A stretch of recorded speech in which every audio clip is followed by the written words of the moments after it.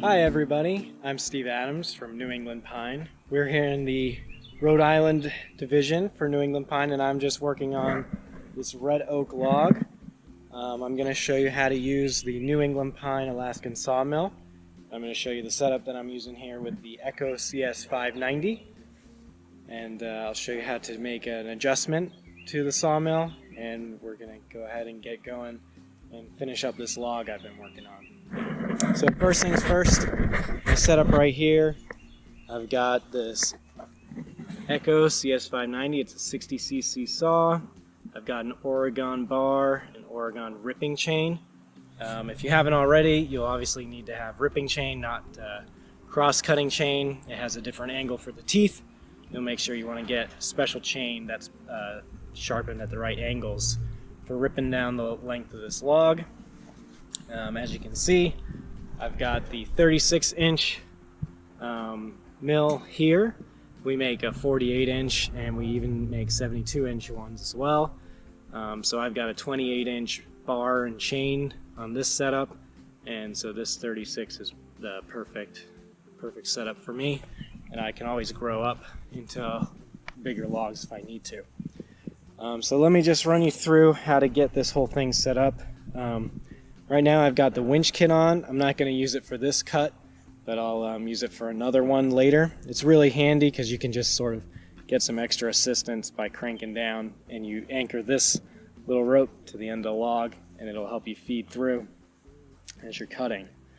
So what I've got here is I've got the chainsaw chain tensioned properly, and I've got it clamped into these uprights here. It's just 2 bolts, 1, 2, and it pinches the bar. And then on this end, we got the same thing. It also pinches the bar and has this little guard, as this part of the chain is actually exposed while you're cutting. You want to make sure that you pinch this nowhere near this sprocket at the end, and so you can see it takes off about 3 or 4 inches from your bar length. So if you've got a log that you want to cut and you're trying to find the right size bar, you want to go maybe an extra 6 inches over, and that's just clamped down with 2 screws. So what I got to do here in order to get my setup right is I need to adjust the height, because I was cutting a big bench seat, so I was cutting right at 4.5 inches. The nice thing about our sawmills is it has this little ruler etched in to the vertical upright here.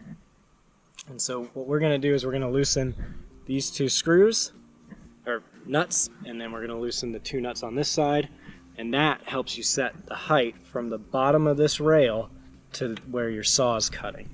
So I'm going to try and cut these at 1.5 inches, and to do that I'm just going to loosen these up. On this model it was a 7/16 socket that I had.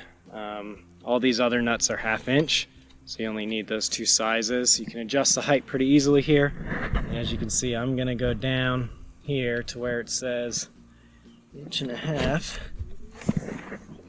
and that'll help me set up for my cut. What you can also do is you can get this lined up on both uprights. They both have a mark, so you can make sure that you have a nice square cut. Let's see if I can get in here. So I'm just going to set the camera down. Let's see it. Perfect. So I'm going to go here to 1.5 inches. I'm going to just snug this side up. You want to make sure that this is nice and square so your slabs come out nice and even thickness. Otherwise you'll be going through and cutting at an angle. So I'm just going to tighten this up ever so slightly so I can make sure the other side's adjusted. We're going to go up here and we're going to make sure that this is right on 1.5 inches.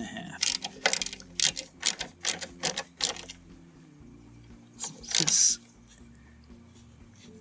it's nice because you don't have to have any extra tape measure or anything else going on while you're in the field trying to cut something.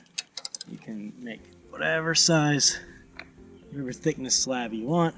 It shouldn't be a problem with these little uprights. So let me make sure. On both sides. There we go. And these are just 2 little U-bolts. Hold it together. You want these pretty tight. There's a lot of vibration while you're cutting. So once that's snug up both sides, just make sure they're nice and tight. Okay, so now we're ready to cut. And it's pretty easy once you get this. If you don't get it assembled already, there's really just this main cross member, 2 rails, another main cross member. This side with the little curvy piece on the bottom goes towards the chainsaw. This side goes out to where the end of the bar is. And then you have this little handle in the middle to help push. And you've got this round rod that goes to help stiffen the frame and keep it nice and square. So that's pretty much it. We're ready to go ahead and cut now. As you can see here, I've already cut a little bit of this log.